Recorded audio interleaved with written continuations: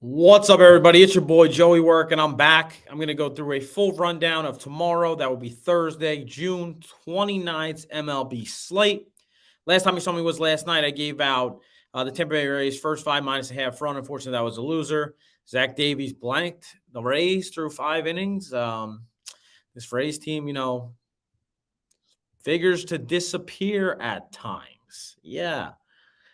I know everyone keeps sucking them off, but, this is going to be a problem come playoff time. And their bullpen, as I mentioned time and time again, not very good. I have them ranked as the 6th worst bullpen in baseball. So here we are.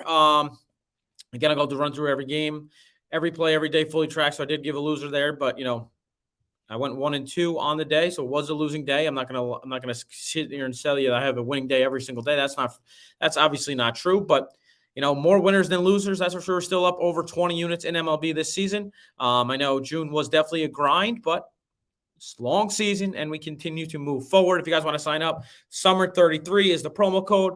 And then runpuresports.com, runpurebets.com, whatever you want. Every play is fully tracked. Again, I'm obviously not my my home office here. I'm at my work office, high stake breaks. If you guys are into card breaks, we have a lot of card breaks. I actually have Corey Anderson, who is my friend. I got a bunch of his cards. He's going to sign them. I'm going to give them out for free. Friday, I'm doing a stream with Corey. He's going to join me on stream. We'll rip. You'll see us. You'll see the cards. Should be a lot of fun. So if you want to follow us on Instagram at High Stake Breaks, I would appreciate it. But let's get into this card. Appreciate you. This is a bigger card than normal for Thursday. We have, I want to say, almost a full slate here, but first early game, 12:35. We have San Diego versus Pittsburgh. Starting pitching matchup of Joey Musgrove versus Luis Ortiz. San Diego minus 200 favorites off the rip. Under over is set at 8.5. If you guys follow me, you do know I am a Joe Musgrove stan. I know he struggled to start this season, but he has pitched quite good after that. And Mr. Ortiz has pitched quite good as well, especially his last couple starts. I think he's only allowed 1 earned run his last 3 or 4 starts. But yeah, Musgrove, obviously, he struggled a little bit out the gate, but I mean, his last 6 starts, only 1 start, he has allowed more than 2 earned runs. Only 2 starts, he's allowed more than 1 earned run in those starts. So yeah, he has pitched really well. This is probably an under game. I definitely prefer the Padres offense over the Pirates. I know the Pirates bats have been getting it together. They did call up their second baseman, a new second baseman, the young guy that's one of their top prospects. I'm losing his name for a second here. But yeah, I know this team is quite good. Basically, the Pirates are going in the wrong direction, as I think the Padres are trending in the correct direction. Obviously, the divisions make a big difference. The NL Central is much easier than the NL West, but here we are. So Musgrove, he basically throws 6 different pitches, essentially 5. If you throw out the sinker, that he throws about 6% of the time, but 6 pitches. His advanced numbers are very good. His hard hit rate under 30% so far this year. His problem is he hasn't been striking out many batters, but essentially he doesn't walk anybody. Luis Ortiz, I definitely expect some aggression coming his way. He's given up almost 50% hard hit rate. A lot of his numbers, advanced numbers, do not look quite good. He's striking out batters at 15% clip, walking them at 10. So when those, as I mentioned time and time again, if those numbers are close, a recipe for disaster. 500 slugging against, almost 400 weighted on base percentage against. So yeah, I definitely expect some aggression coming from Mr. Ortiz. Is it versus this game versus the Padres? I could see so. This Padres offense is quite good, if you ask me. Let's see what the run line is on the first 5 here. I know the minus 190 probably, minus a half is minus 140 is best alive. I am not taking that. That would be the lean Padres in the first 5, but essentially I'm going to stay away. That would definitely be the lean, but we're going to stay away on the early game. Again, it is a 12 o'clock start. They are on the East Coast, but yeah, same starting time. That'll be the first game of the day. So on to the next game. We have 2 o'clock. It is Detroit versus Texas. Reese Olson versus Johnny Gray. How about Johnny Gray? What a year this guy's had. I'm seeing Texas minus 240 favorites. Come back on Detroit plus 190. Only PointsBet is the only one with the line out so far. Everywhere, PointsBet's the only one. Under/over is set at 9, juiced to the under. Johnny Gray, I mean, I'm seeing actually Bradford in spots. So I'm seeing Bradford in spots and Johnny Gray in other spots. But either way, Reese Olson is on the hill for the Tigers. I know he pitched quite well in his last start. 9 strikeouts, 5 innings, 4-hit ball, only allowed 1 solo homer to the Twins. He did struggle in his start versus Atlanta. So he pitched good against Kansas City, Minnesota, who are teams offensive-wise. They're a little offensively challenged, we'll say. He gets a Texas team definitely not offensively challenged. I'll tell you that. That's for fucking sure. Texas is one of the best teams in baseball, definitely on the offensive end. They score runs every single game. The problem is I don't know who is starting here. I would like to back the Rangers here, but I don't know who's starting. I would prefer to stay away from Cody Bradford.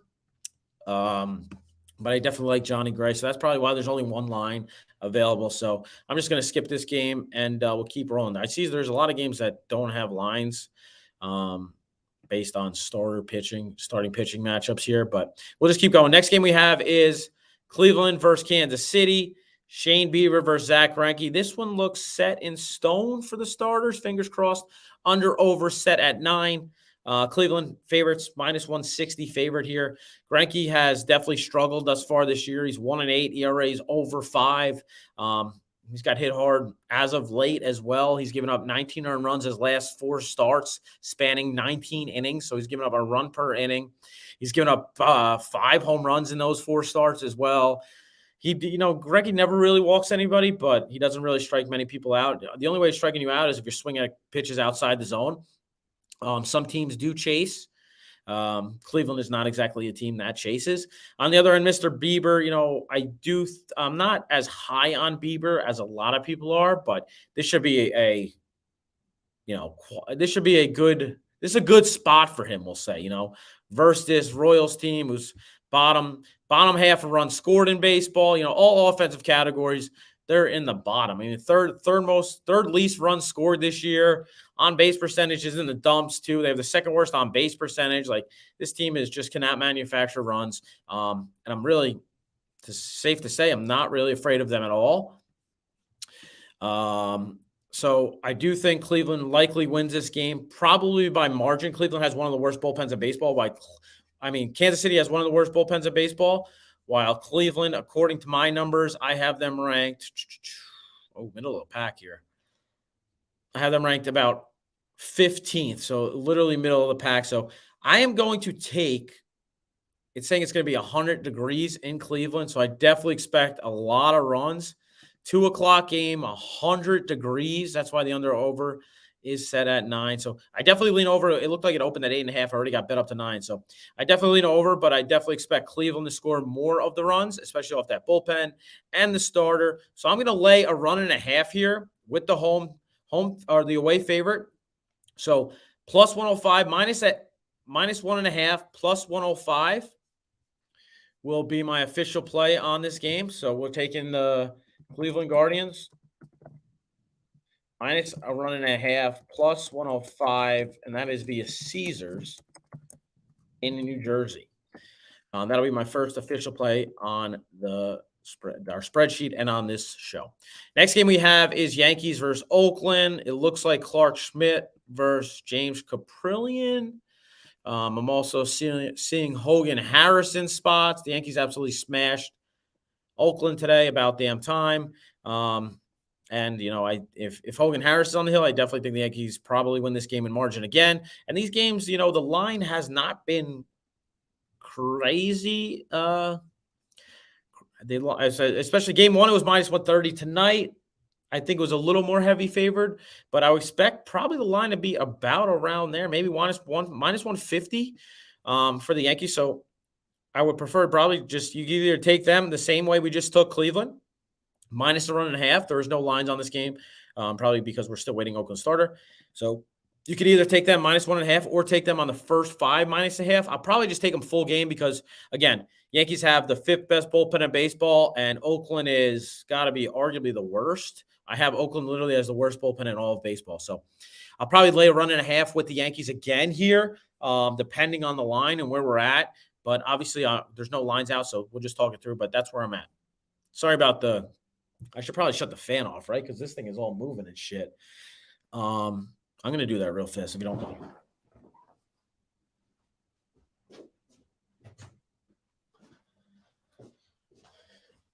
It is just very hot in this office. So sorry about that. It's very hot in this office. This whole fucking thing is shaking. I didn't realize you guys are probably like, what the hell is going on back there? But so yeah, that's where we're at there. Next game, another game with no line. Tampa Bay versus Arizona. Yanni Chirinos versus Brandon Pfaadt, it looks like. Tampa Bay friggin' team. They got blanked today.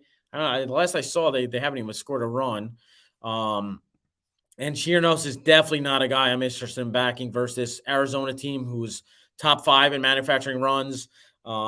Very, very, they put together a lot of runs, a lot of stolen bases. They lead the league in stolen bases. So, yeah, I do, or Tampa Bay leads the league in stolen bases. But, yeah, I do definitely like this Arizona offense. And Brandon Pfaadt, so he was like one of their top prospects, right? He came up in May, definitely struggled. He pitched 23 and 2/3 innings, allowed 22 earned runs, right? They sent him back down to the minors, and he's pitched quite well. He started 5 starts in the minors. His last start, he went 7 innings, only a solo homer, 7 strikeouts. He's pitched quite good in AAA, so now they're calling him back up here, it looks like, probably because Merrill Kelly is hurt. Yeah, so in his 5 starts with AAA, he has a 3.16 ERA, 28 strikeouts, 5 walks in 25 and 2/3 innings. So clearly he's slowly putting it together again. And this guy's a really top prospect. So I definitely expect him to put it together. It may take longer than normal, but I definitely expect some positive regression his way. And maybe this is the time. Chirinos, the last 2 starts, he's pitched 10 total innings. He's allowed 11 earned runs. A guy doesn't really strike many people out. His advanced numbers, not very good at all. I'm pretty sure he was a bullpen guy. As Tampa does, they think they can manufacture these bullpen guys into starters, and hasn't exactly worked out. So depending on this line, as I tell you time and time again, this Tampa Bay bullpen sucks. So depending on this line, like if we get, anything, I would honestly expect Tampa Bay to be a favorite in this game. And if that is the case, give me the Diamondbacks on the money line. Obviously, we're going to have to wait until the line comes out there, so I don't have an under-over. I don't have a line, but that's where we're at. All right. Next game we have is White Sox versus Angels. Lance Lynn versus Pablo Sandoval. Patrick Sandoval. I said Pablo. That was the guy in Backyard Baseball, right? Pablo Sandoval? Was it? That's pretty funny. So line we have here is under-over is set at 9. Let me pull up the money line here. I would expect the Angels to be a favorite, probably slight favorite here. Money line. Minus 155. Holy shit. Angels minus 155. Lance Lynn comeback plus 130, plus 135 in places. If the Angels were a slight favorite, I'd be interested in them. At this price, it's dog or pass. Likely going to pass because Lance Lynn has been pretty fucking bad this year. I know he's pitched, through two quality starts in a row, but even in that quality start, I get it. He struck out 16 batters against Seattle, but he also gave up 3 runs. His last start, he struck out 7 batters, went 5 2/3, still gave up 3 runs. The guy's given up at least 3 runs in fucking his last 6 starts, every single start. His ERA is still 6.5. This guy has continued to get shelled, especially on the road. This guy gave up 7 earned runs to Kansas City in a start on the road. His ERA on the road, 7.22. The guy's been absolutely terrible. Yeah, he strikes out a lot of people, but the ball gets put in play all the time, and when it gets put in play, more than likely the guy's getting on fucking base. This Angels team is, I honestly, end of the day, I had them like slightly better than this White Sox team. White Sox historically have mashed lefty. Sandoval has definitely struggled. Advanced numbers are not great. His strikeout numbers are also down from years prior. Even last start, he only had 3 strikeouts. He has struggled at home. He prefers probably to pitch. In his career, he's actually preferred to pitch on the road. But here he is at home versus White Sox team. I would lean probably over here, over 9. Depending on the weather. What's the weather? It's probably hot there. 75, it's saying. Yeah, I'm going to stay away. Lean is with the over, but I don't feel very strong about it. Next game we have is Miami versus Boston. Jesus Luzardo. Again, that White Sox pen, I know it has got a little bit better, but they still definitely struggle. And the Angels pen is poops too, so that's with the over. Next game we have is Miami versus Boston. Jesus Luzardo versus Brian Bello. I think Miami's won both games this series. I was on Miami money line today. That cashed. It was a nail biter at the end, but definitely easy casher. And they're back here. Under over set at 9 or 9.5 in spots. Boston is a favorite, open at minus 115. Looks like it's got bet up to minus 120. Miami on the comeback plus 110 in spots, plus 108. As I mentioned, Brian Bello versus Jesus Luzardo. I bet Bello once he came up last year, and I've continued to make some money off him this year. And last year was his bad year. This year he's pitched much better. His advanced numbers are quite good.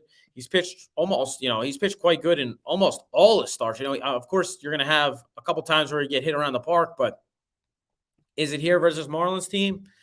I get as good as this Marlins team is, their offense essentially doesn't scare me. Luis Ariz, he knows how to get on base, but I know they did get back Jazz Chisholm, but past that, I'm not really very afraid of this offense.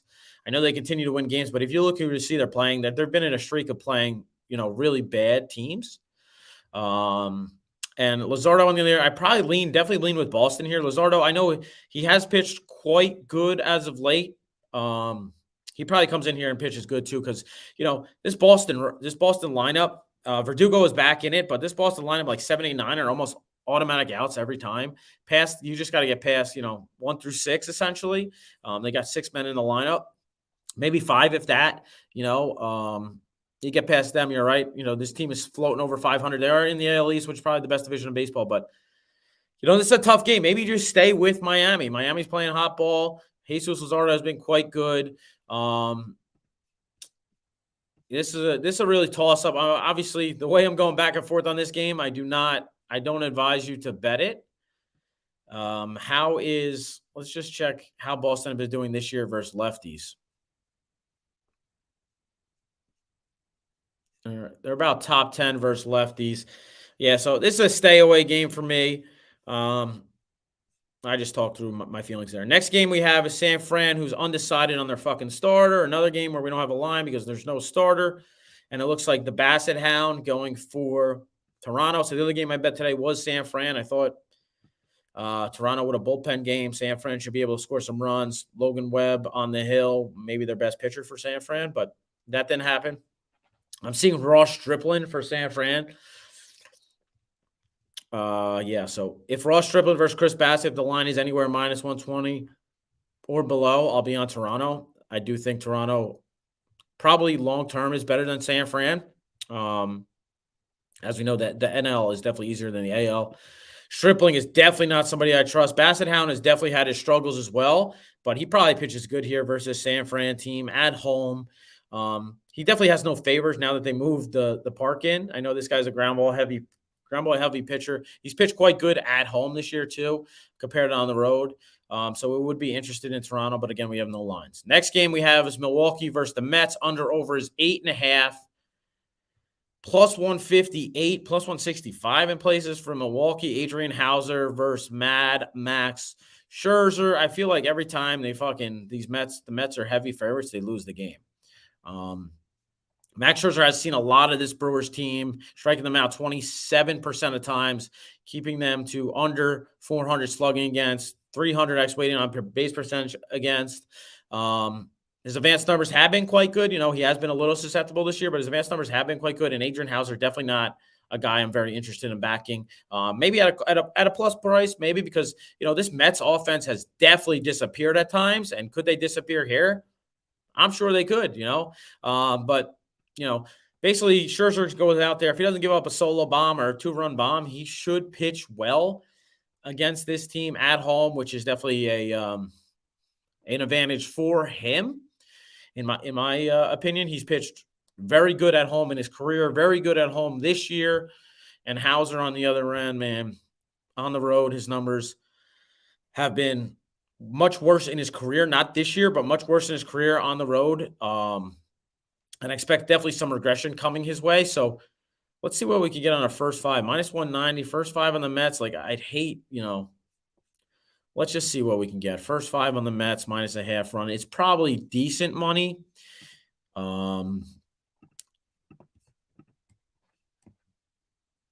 If the line's even out, who knows at this? Minus a half, minus 160. Are you fucking kidding me? Yeah, okay. Well, that's a stay away. Yeah, Jesus Christmas. They're pricing us out of this. Adrian Hauser doesn't strike anybody out. He doesn't walk many people, but he doesn't strike nobody out. He gives up a lot of hard hits. So I do expect the Mets to be winning after 5. Is it by 2 runs? I've never in my life bet minus a run and a half in the first 5. If I was going to do that, I might as well just bet minus a run and a half for the full game. But I rarely bet minus 1.5 for the full game for a home team. And never mind with this fucking Mets bullpen, who's been absolutely atrocious as of late. So, yeah, no thank you. That's where I'm at on that game. Next game, we have Houston versus St. Louis. JP France versus Adam Wainwright. Funny enough, Adam Wainwright, when his fucking 7 ERA, is the favorite in this game over JP France and the Houston Astros. Under-over is set at 9. Oh, maybe not. And then we have Houston minus 108 favorites. Comeback is on. Yeah, they are favorite. I mean, it is basically both sides. Minus 105 on both sides, essentially, you can get in places. So obviously shop around, as I say time and time again. If you can get minus some, like Caesars is holding minus 115 on Houston, minus 105 St. Louis. FanDuel has minus 108 for Houston. FanDuel is actually holding that extra vig, minus 108 on both sides. But yeah, definitely shop around. Wainwright, I really don't have any interest in backing Wainwright. Even with a little bit of watered down Houston lineup, I'm not really interested in backing Wainwright. I get it. He's at home. He's pitched better at home in his career, but this guy has got absolutely shelled. Every start, he's given up at least 3 runs, except for one start. At home, on the road, it doesn't matter. Versus Kansas City, versus fucking the Dodgers. It doesn't matter who he's playing. Versus Detroit. It doesn't matter who's on the other end. He's getting absolutely hit hard, and, his strikeouts he didn't even have any strikeouts. I get it. The last game was in London, but even before that, he's had, 3 strikeouts at max in the last 4 starts before that. So I definitely expect Houston to score some runs. Advanced numbers for JP France are not very good either. He's not striking many batters out. He doesn't walk many people. He has decent hard hit against, but past that, I mean, he doesn't strike anybody out. It's going to be pitch to contact. So definitely lean with an over in this game. Over set at 9 in places. It looks like it's being get bet up to 9.5. I'm going to personally stay away from totals because I did run my numbers, and I definitely been negative on totals so far this year. I've been better at picking sides or first 5s. So personally, I'm going to stay away from totals as of now, but the lean is with the over. If you guys do have any questions, definitely throw them in the chat. I appreciate you all. All right, last 2 games here we have is Philly versus the Cubs. Taijuan Walker looks like versus Kyle Hendricks here. Phillies definitely won tonight. I know they were up early 7-0. I think they got the job done. I do think the Phillies are probably the better 2 of the teams, even though they're about, these teams are about 500, both of them about 500. Taijuan Walker has turned things around. His last 5 starts, he only allowed a total of 2 earned runs in 27 innings. Yeah, you heard that right. He's only walked 6 batters. His strikeouts, he struck out 24 people, I want to say, in those 3 starts. He did pitch against the Dodgers. He pitched against the Mets, who, not the best of offense, Oakland and Detroit. So definitely not the best of offenses. But yeah, I don't think really this Cubs team doesn't exactly scare me. But Kyle Hendricks on the other end, he's had 5 starts since this year, since he came back off the injured list. And almost all of them have been quite good. He's pitched, I want to say, 4 of them have been quality starts or just right around there. Another guy who doesn't really strike out many batters, pitch to contact. The Phillies, in my opinion, definitely have a better offense. But, Hendricks doesn't walk many people. He's basically a 3-pitch guy, 4-seamer, sinker, changeup. On the other end, Taijuan Walker, I guess, I'm now looking further into it. His advanced numbers are not very good. I get he's pitched good versus those last four teams, but again, they weren't the best of offenses. He had 1 good offense in there, and the Dodgers. Past that, it's Oakland, the Mets, and Detroit. So yeah, another game I definitely lean over, but again, this is a game where, and the Phillies are minus 120 favorites. This is a game where you definitely have to, anytime a game is in Chicago, you have to see what the weather is based on the wind or whatnot. It's looking like it's going to rain there too. So again, that's a stay away. Last game we have is the Dodgers versus Rockies. We have an under over set at 12. Again, this is in Coors Field. Plus 170 on the Rockies, minus 200 on the Dodgers. Looks like Emmett Sheehan versus Uncle Chase Anderson. Emmett Sheehan has started 2 games thus far. He's went 6 innings in both of them. He's only allowed a total of 2 earned runs, and he gave up 2 solo homers to Houston in his last start. His numbers in the minors were quite good as well. He actually never even pitched in AAA. He expedited through the minor leagues. I'm pretty sure he had 2 years of minor leagues. He pitched at Boston College in college, and it was quite good there. And they expedited him through the minors. He only really had a full season in 2 full seasons, 1 full season in AA and 1 full season in single A. So they skipped AAA and said, "Here you go, buddy. You ready to roll?" Not even a full season in AA because he half the year this year he's been in AA. So he's pitched against San Fran and Houston and pitched quite good. He does have quite good stuff. And I expect, versus a team that's never seen him before, he probably pitches decent. Don't get me wrong. He is pitching in Coors Field. So that could easily be a problem. As of right now, he's throwing a 4-seamer almost 65% of the time. So he's a 3-pitch guy, 4-seamer, slider, changeup. So yeah, I'm at the line. I'm definitely not taking this young kid in first time in Coors Field. I get it. He throws gas. He throws his average on the fastball is like 97 miles an hour, 96 miles an hour. Versus Chase Anderson, who's been a career middle of the line starter, career get me by starter, as you could say. He does throw 4 or 5 different pitches, but I definitely don't trust him. His advanced numbers are not very good at all. He's given up almost 500 slugging against, doesn't strike many batters out. So I definitely expect probably the Dodgers to win this game. They're the better of the offense of the 2, better bullpen of the 2. But at the line, I'm not laying 2-1 odds on Emmett Sheehan in his first start in Coors Field. I'm sorry, I just can't do it. So as of right now, we only have one official play that I'm going to do on the show will be Cleveland Guardians minus a 1.5. So that's on the run line, plus 105 via Caesars. As I mentioned, we're waiting on multiple lines in these games. We're waiting on 1, 2, 3. We're waiting on 4 lines in these games. I'm likely going to fire on Arizona money line, as I spoke about earlier, and maybe the Yankees run line as well, depending on where the lines drop at. If you guys have any questions, definitely throw them in the chat now. Otherwise, you'll see me Sunday with the boys, JJ and Holden, chopping it up. And then I'll be back next week again, doing this Tuesday and Wednesday night. I appreciate you all. Looks like nobody's sending any questions. Appreciate you all hanging out. Hit the like button. Again, if you want to sign up, Summer 33, Run Pure Sports, runpurebets.com. Every day, every play, fully tracked. I don't know what else you want from me. Peace and love. Your boy is out.